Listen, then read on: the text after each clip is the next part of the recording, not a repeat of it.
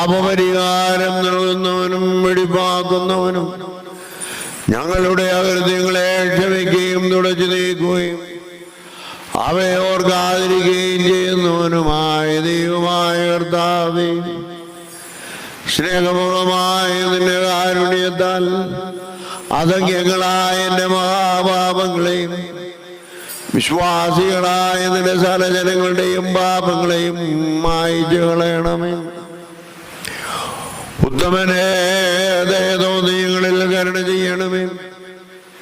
ദൈവമായ കർത്താവേ, നിന്റെ കരുണയാ ഞങ്ങളെ ഓർത്തുകൊള്ളണമേ.